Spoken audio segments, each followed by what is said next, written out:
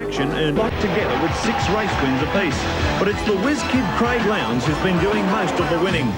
At Symmons Plains 4 weeks ago, the 21-year-old was simply untouchable, taking pole position and a hat-trick of wins, while teammate Peter Brock's rearguard action earned HRT its first ever 1-2. The Tassie round wasn't so easy for Wayne Gardner, whose Coke Commodore continued to be a magnet for mayhem. Larry Perkins got to try his hand at potato farming after an outside move on Gardner proved a difficult assignment to complete. Then it was Mark Scaife's turn, but the two-time champ came off much worse. This spectacular crunch-up cost him not only a front spoiler, but a $1,000 fine from the officials. Today, the action continues as the 7 Network welcomes you to round 5 of the Shell V8 title fight at the spectacular Phillip Island Raceway in southern Victoria. The high-speed 4.4-kilometre Grand Prix track has certainly proved a happy hunting ground for Ford, and in particular Glenn Seaton, over the past 3 years. The Victorian's unbroken record of V8 victories makes him the indisputable king of the island, but the Holden boys will be only too keen to fill his copybook this weekend. We'll also get another hit of supercharged action from the Shell Superbikes, the Mad Madams in the Mazdas, the fabulous Formula Fords, and we'll have a quick chat with touring car legend Dick Johnson. So, buckle up. The thundering V8s are about to be set loose.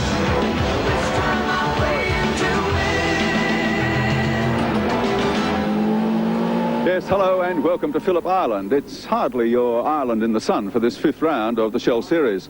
For qualifying yesterday, it was cold, wet and windy. The promise is for more of the same today, but that will not dampen the hot contest for this title, which so far has been a game of leapfrog between Holden's young lion, Craig Lowndes, and the Shell Ford defending champion, John Bowe.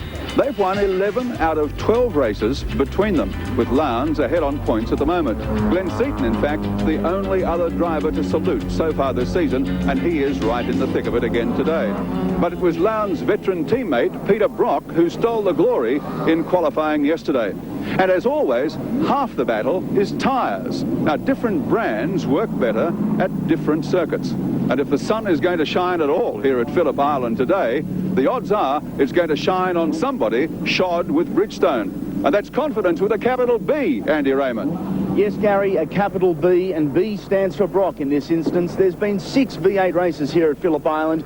Glenn Seaton has dominated, winning 5. The other victor, Peter Brock, and could today's pole position be a good omen? Well, you never know. It's inclement weather, and in the wet I think our tyres are exceptionally good, and in the dry they are very good. So either way, we're looking, better than even chance. What a great start to the weekend. Yet again, a Holden 1-2 on the front row. Yes, and I think the opposition are wondering just what we're doing. In fact, a few of the boys are sitting back wondering what we're doing ourselves. But I think that you've got to accept the fact that if you press on long enough, you're dedicated, committed, that you will get the results. Well, we certainly wish you all the best. Peter Brock starting from the front row. Mark Osler, let's have a look at the full grid. Thank you, Andy Raymond. Yes, this is the way they line up this morning. Peter Brock, the man on pole position, with Craig Lowndes, his teammate, alongside him. Row 2, Glenn Seaton, the Ford Credit Racing Falcon EF, and a great performance that. Russell Ingall in the Castrol Commodore. Row 3, Carnival and John Bowe, defending champion. Alongside him, Larry Perkins. On row 4, Alan Jones and Tony Longhurst.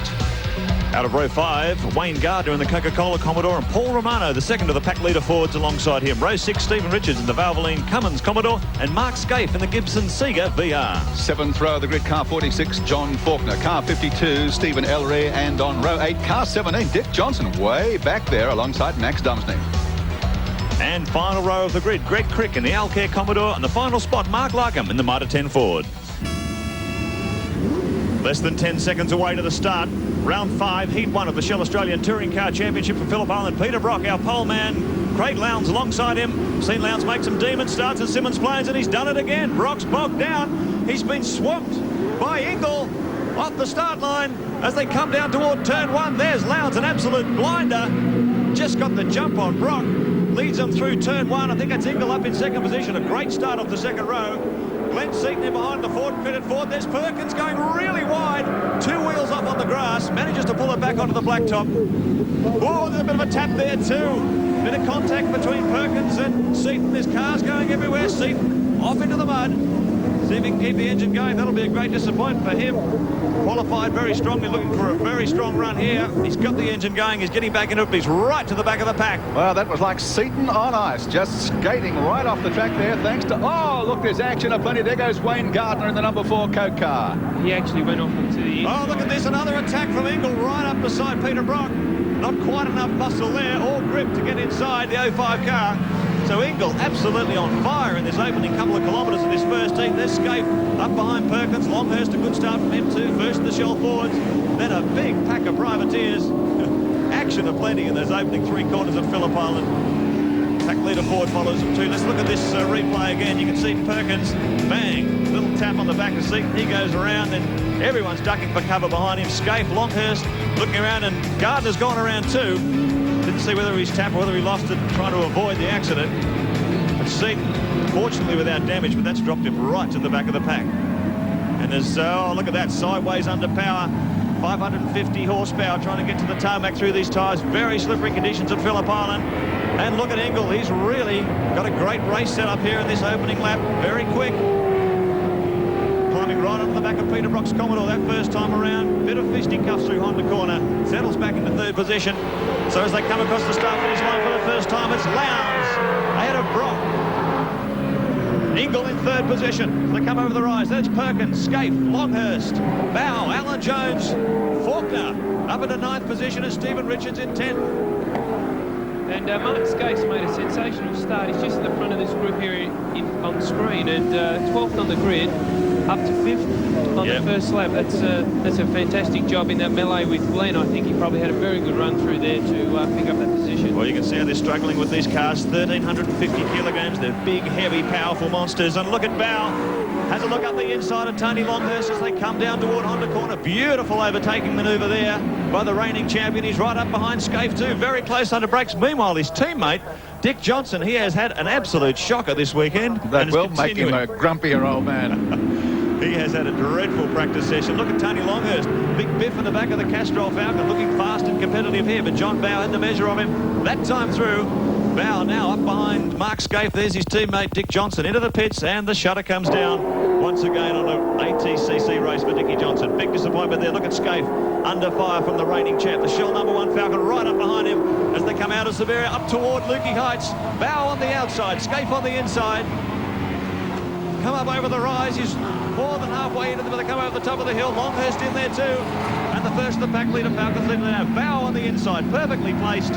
Sneaks past Scaife up the inside. Longhurst is going to try and take advantage too as we take Seeger Holden race cam aboard the Seeger Commodore. He's right up behind Bow. That's Longhurst down on the outside there. Can't see him at the moment. You can believe there he is, breathing down the neck of Scaife. Tries on the outside, cuts back onto the inside. Tremendous action as they come onto the pit straight for the second time. Well, that was a very, very good move of John Bowes around the outside and coming up to that rise. Very, very brave move. They've decided to go. They've got 2 choice of wets they can use. They have quite a large block pattern like on your road car and a very tight one. And because it's not raining, they've all decided to go for the larger blocks. And some of the different tyre brands take a little bit of time to get the tyres warmed up. And John Bowes obviously going well now. Well, weather conditions here have been very inconsistent over the last 24 hours. It seems like every 5 or 10 minutes you get a sprinkling of rain which just wets the track down again. Yesterday Brock's pole a 156.8. Lowndes has just done a 149.36. A very quick and race trim in his second lap around. Lowndes really showing this tremendous speed that he showed at Simmons Plains just a month ago. Well, not only that, if you look and see the amount of spray that's coming up off the back of the cars, not only are they sliding around a fair bit still. Oh, there we go. There's Alan Jones. Alan Jones and John Faulkner in the better electrical Commodore. The first of the privateers. He's coming through. He's got Steve Richards up behind him as well. Well, it's almost like Longhurst has got a problem, be it tyres or whatever. He's certainly dropped to the back of that pack, and his car seems to be sliding around on the circuit a lot. Longhurst left high and dry if that's possible in these conditions. Bradley said dropped 3 or 4 positions in one fell swoop. Scaife still at the head of this pack, but look at Alan Jones in the pack leader racing Falcon EF. Now, we're not seeing a dry line yet, but they're not throwing a lot of spray up off the tyres. And because they only get the opportunity... Oh, there we go. There's Stephen Ellery spinning around there. And he's leading the Auto Action Privateers Cup. Chase in trouble here. I wouldn't be surprised towards the end of the race to see some of these people pit for this. Big attack here from Alan Jones. You can see him sneaking up the inside of the Seeger Falcon. They'll be side by side. as they come back onto the pit straight this time around. Jones showing a tremendous amount of traction in slippery conditions. He just walked right around the outside of the Sega Commodore and leads it back onto the straight. Look at Johnny Faulkner. Tremendous run from the privateer. He's up into 9th position, right up behind Scaife. They'll go side by side. He's ducked out of the draft. See if he can run down Scaife on the pit straight as they head down to turn 1 once again. 3 laps down. And Stephen Richards right on their hammer as well. Stephen winning the Privateers Cup earlier today. So they're having a good run here. Good battle side by side, the two of them at the moment. Oh, that's brave stuff down there. Well over 200 kilometres now, even in these wet conditions. Richards showing great aggression here. First time on Bridgestone tyres for the Valvoline Privateer. And doing a tremendous job. He's still on the outside of Faulkner as they come round up toward Honda Corner once again. Look at Richards on the attack. Around the outside of Scaife. He takes the two of them. Brilliant run. What a move. The youngster. John Faulkner goes through with him. So Scaife now shuffled back 2 positions. Longhurst on the attack as well. On the outside through Honda Corner. Hard under brakes. The Castrol Falcon runs a bit wide. But Scaife's got him coming at him from all directions. I think you'll find Scaife and Longhurst have got the same problem. I could be wrong, but they're both running on Yokohamas, and maybe the tyre choice they've got, the block pad, just doesn't suit these conditions because they're definitely dropping back through the field. Yeah, or maybe they need more rain. They'll probably get it before the day is out, but you said no dry line yet, Brad Jones, but it is emerging now, I think, and there's not anywhere near as much spray being picked up by these cars. The other thing is, because they can only have 2 sets of wet tyres marked up, they really need to be careful that they don't wear them out in case it rains later on the Savo, but it's still too wet to run on slicks, but you can certainly see where there's a bit of a line appearing. Well, that would, in theory, be back by the lap times, Bradley. 1:48.77 for Craig Lowndes. Their current positions as they roll through there at the bottom of your screen. Keep up to date with exactly what's going on out there, and there's certainly been a lot of position changes. 4 laps down for Lowndes, who just leads them across this time. Here's John Faulkner. Tremendous run there to follow Steve Richards through. And Alan Jones in the pack leader Falcon. And there's Greg Crick. He's had a miserable weekend, all sorts of fuel problems, missed out on the Privateers Cup earlier on in the day, and now he's having all sorts of problems in Heat 1 as well. Well, he'd be very disappointed. A real chance in the Privateer Cup. They've had fuel pressure problems and they just can't seem to trace where it is. Oh, Mark Scaife into the pits. Problems early. You could see Scaife was sliding around, losing a lot of speed. And the wheels coming off. Maybe a gamble taken on the tyres they used.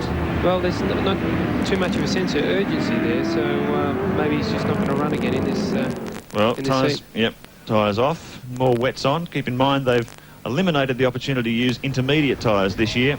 As a cost-cutting measure, you can only choose either full wets or full slick tyres. Now, if you look at those wets that they've wheeled off and on the car, the cut seems very similar. I know that the Bridgestone and the Dunlop tyre that other guys are out down there at the moment is a much bigger block, which means, for every cut that Mark has, there's, for every 2, there's only 1 on the Bridgestone, which we're looking at now, and the Dunlop. And I think in these conditions, they'd work a bit better. I think Mark's tyres are probably overheat a bit. Craig Lowndes, brilliant start to this opening race in the 5th round of the Shell Australian Touring Car Championship. Bolted away from the line, left the pole setter, teammate Peter Brock standing, although Brock actually gained some advantage out of the shuffle-up in the first corner and regained his position.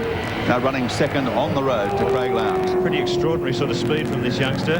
He opened 4.19, the gap over Brock over 4 laps, 5 laps down this time across the start-finish line. He's pulling over a second a lap on Brock in these conditions. Extraordinary speed from Lowndes, who really has got the setup on this HRT Commodore. Let's look how they sit on the track at the moment. Brock in second position, of course, some 4 seconds behind our leader Lowndes. Russell Ingall in third, Larry Perkins in fourth, and John Bow in 5th position. Don't go away, there's plenty more action at the island after the break. The field in this opening race of the Shell Australian Touring Car Championship, round 5, and this is Tony Longhurst and Wayne Gardner.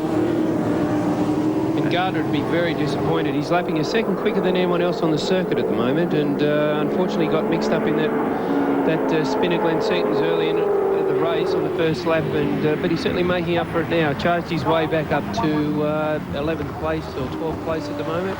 This is in fact the battle for 9th, 10th, 11th and 12th position, and Wayne Gardner the charger after a very disappointing start.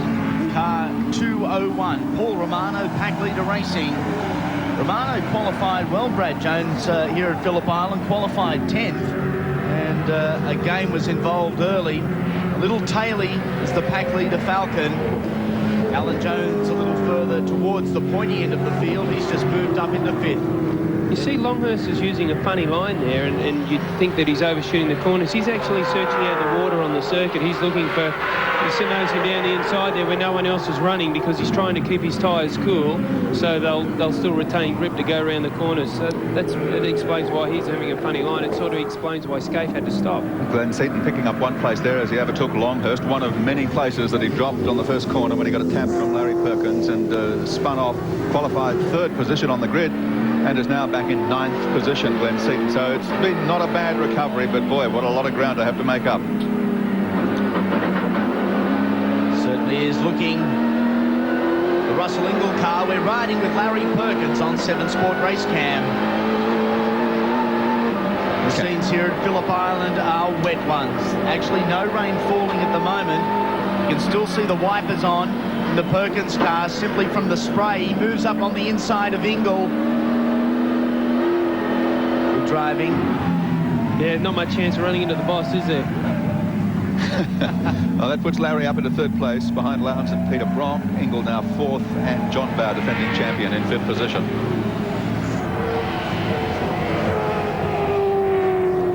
Well, it's been packed with adventure, this race so far, and the weather is improving all the time, and first time we've been able to say that this weekend here at Phillip Island. And conditions, whilst they're not ideal by any manner of means, certainly better, and obviously suiting, as Brad Jones pointed out, some tyres more than others as the conditions do improve. Even the furry penguins have felt the cold this weekend, Wilco. Stephen Ellery, a disappointing start to round number 5, and the shell grey vehicle has certainly seen better days. The aerodynamic package on it, not what it should be. There's a battle between Russell Ingall and John Bowe, the battle for 4th and 5th on the circuit. Russell Ingall shaking up a few of the factory teams with some outstanding qualifying times yesterday, and is equally impressive today in heat number 1. Well, Russell Ingall posted his best lap in qualifying, tailing John Bowe around the circuit, and said, quite frankly, afterwards, as Bowe takes him there, couldn't believe that the car was going as well as it was in the conditions. Paul Romano. Lucky not to get bogged there. Wouldn't be hard in these conditions. There's a nice little dent in the right-hand side of the Romano car, indicates what may have gone wrong a little earlier in the race. John Bowe, the defending series champion, the Shell FAI Ford. We saw him dominate at Mount Panorama round number 3, and it was Craig Lowndes at Symmons Plains for round number 4. And early on today, it looks like it could be the show, the Lowndes show once again. Larry Perkins, Castrol. Looking in at Perkins behind the wheel, and Brad Jones, on days like this, you know you're going to have your work cut out for you the moment you strap yourself in. You do, and if we get a chance to have a look at Larry, or we don't, but his feet today, they certainly lift off the throttle and make the gear changes nice and smooth. The big thing about driving in these conditions is to try and be as smooth and controlled and not have the car jerk around too much, because with the car being so slippery, or the conditions being so slippery, it's very easy to lose control of the car. There's throttle control vinyl. We're back with Larry Perkins, the Castrol Commodore VR. And Uncle Larry, being a racer's racer, Wilco, I think he'd enjoy this type of race. Oh, Larry just enjoys being out there behind the wheel. He doesn't care what the conditions are, because he's a man that's built for speed. He's hard and tough, and he doesn't give an inch, as Glenn Seaton discovered at the first corner, and he'll keep pushing right to the better end. Less than 4 laps to go, 3.5 laps to go now in this first race of 3 for round 5 of the championship. And the Dunlop runners are really catching up to Brock and Lowndes.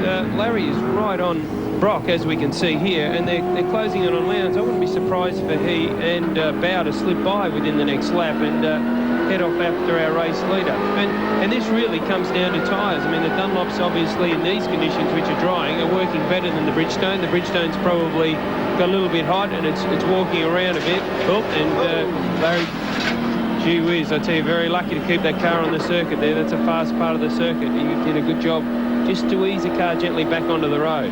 It's amazing how quickly things change. Just 12 laps around this circuit, and it started out in much different conditions, a much wetter circuit, a lot more spray, which, as Brad said, suited the Bridgestones, obviously, but in the drying conditions, the Dunlops coming into their own. And listen to the throttle application, how smooth and gentle it is.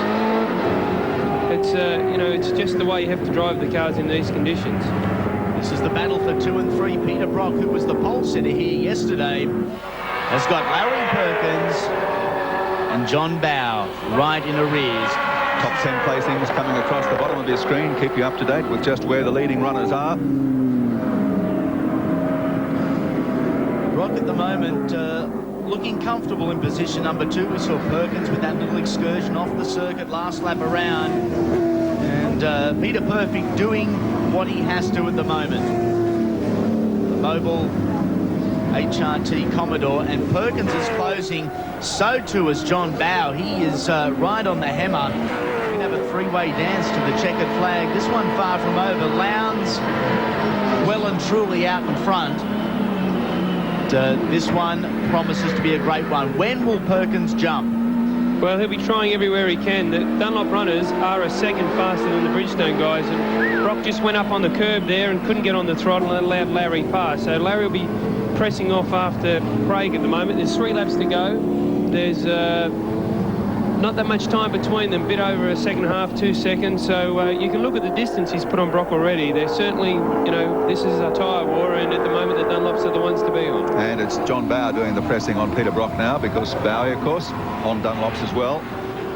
And here he goes, makes a move, going around the outside, over the top of the hill, trying to set himself up for the run through to the next corner, which he has, and Brock drops another place. So it's Lowndes, the leader. Rocky. Lowndes, the leader. Perkins second. Bowe third. Brock is in fourth. And by Glenn Seaton's continuing his great run after the first corner mishap, now pulled himself up to 8th position. And Craig Lowndes leads and has done right from the outset in vastly, rapidly improving conditions here at Phillip Island. It's quite unbelievable the way things have improved since the flag dropped to the start of this race. Sunshine now, unbelievably, and terrific crowd considering what the conditions were like earlier in this morning. Really enjoying the spectacle here. And Lowndes, local hero, is not letting them down. Most of the guys circulating in about the 1 minute 48 second bracket. John Bowe's the quick man on the circuit, a 1:47.44 last time around, and Bowe now pressuring Larry Perkins. The battle for second and third, we have about half a racing lap remaining, and Bowe is looking to put the forward on the front row for heat number 2 a little bit later on in the afternoon. The track is drying out appreciably. You can see a drier line. Oh, Mark Larkham. In big time to the tyres. He'll be calling the panel beaters in between the heats. Craig Lowndes, the race leader, passing the... And look at the ground that Larry Perkins and John Bowe have made up. I tell you, 2 more laps will be very, very interesting. But Craig's timed it perfectly. He's in the lead. It's the last lap, and... That's all that counts. When you get to the checkered flag in front, the rest can please themselves. And Craig Lowndes certainly looks as though he's going to do that yet again, having made a clean sweep of the previous round at Simmons Plains in Tasmania, and being the winningest man in the series so far this year, sets himself up to take the checkered flag, and it falls for Craig Lowndes. Takes this heat from Larry Perkins. John Bowe crossing the line in 3rd place. As Brad Jones says, they were closing rapidly. Peter Brock finishing in 4th position. And a great performance, though, by the Holden Racing team. The checkered flag has fallen on our Shell race score. Let's see how they finish. Craig Lowndes was the victor. Castrol, Larry Perkins second. The first forward was John Bowe in 3rd. Peter Brock 4th, and Russell Ingall the 5. 6th place went to Alan Jones for Pack Leader Racing. Then Stephen Richards for Valvoline. Wayne Gardner for Coca-Cola finished 8th. Paul Romano in 9th position. And a good comeback for Glenn Seaton to finish in the top 10. We'll roll out the fanfare for Formula Fords after this.